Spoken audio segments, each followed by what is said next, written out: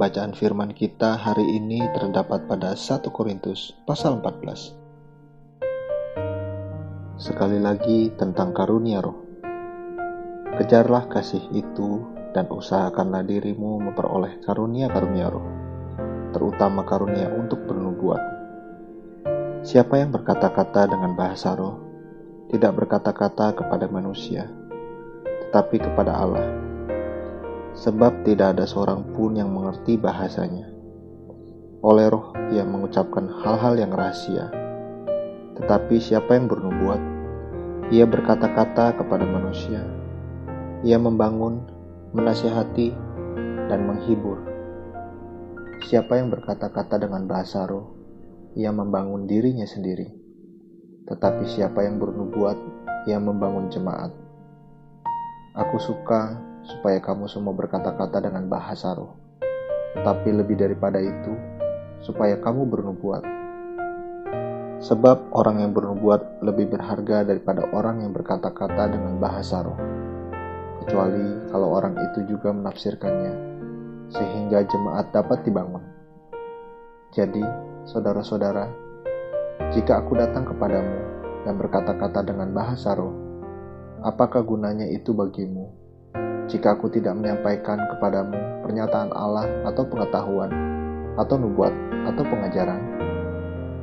Sama halnya dengan alat-alat yang tidak berjiwa, tetapi ia berbunyi, seperti suruling dan kecapi. Bagaimanakah orang dapat mengetahui lagu apakah yang dimainkan suruling atau kecapi, kalau keduanya tidak mengeluarkan bunyi yang berbeda?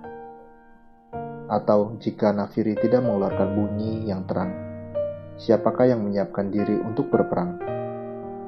Demikianlah juga kamu berkata-kata dengan bahasa roh. Jika kamu tidak mempergunakan kata-kata yang jelas, bagaimanakah orang dapat mengerti apa yang kamu katakan? Kata-katamu sia-sia saja, kamu ucapkan di udara. Ada banyak, entah berapa banyak, macam bahasa di dunia. Sekalipun demikian, tidak ada satupun di antaranya yang mempunyai bunyi yang tidak berarti. Tetapi jika aku tidak mengetahui arti bahasa itu, aku menjadi orang asing bagi dia yang mempergunakannya, dan dia orang asing bagiku. Demikian pula dengan kamu. Kamu memang berusaha untuk memperoleh karunia-karunia roh.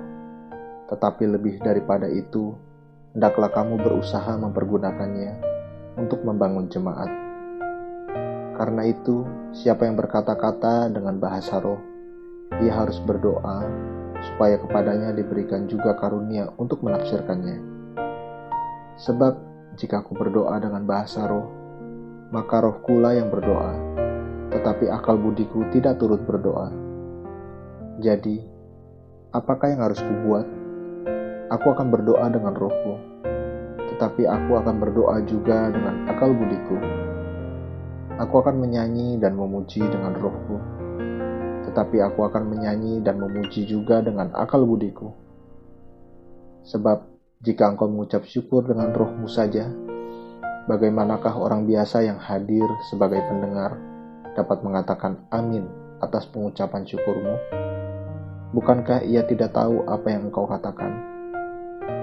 Sebab sekalipun pengucapan syukurmu itu sangat baik, tetapi orang lain tidak dibangun olehnya.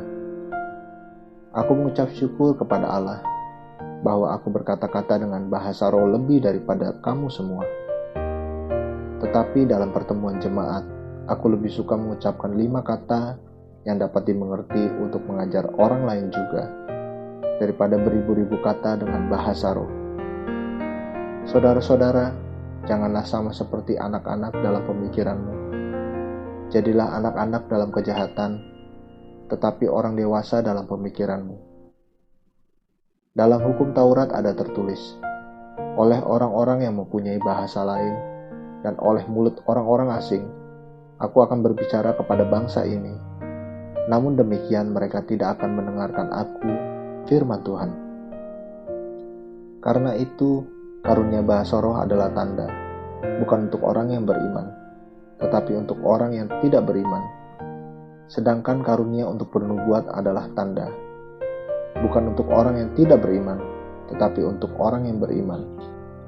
Jadi, kalau seluruh jemaat berkumpul bersama-sama dan tiap-tiap orang berkata-kata dengan bahasa roh, lalu masuklah orang-orang luar atau orang-orang yang tidak beriman, tidakkah akan mereka katakan bahwa kamu gila?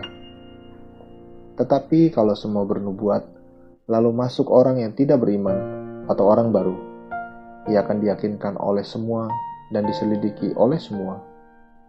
Segala rahasia yang terkandung di dalam hatinya akan menjadi nyata, sehingga ia akan sujud menyembah Allah dan mengaku, sungguh Allah ada di tengah-tengah kamu. Peraturan dalam pertemuan jemaat. Jadi, bagaimanakah sekarang, saudara-saudara? Bila mana kamu berkumpul, hendaklah tiap-tiap orang mempersembahkan sesuatu, yang seorang mazmur, yang lain pengajaran, atau penyataan Allah, atau karunia bahasa roh, atau karunia untuk menafsirkan bahasa roh. Tetapi semuanya itu harus dipergunakan untuk membangun. Jika ada yang berkata-kata dengan bahasa roh, biarlah 2 atau sebanyak-banyaknya 3 orang, seorang demi seorang, dan harus ada seorang lain untuk menafsirkannya.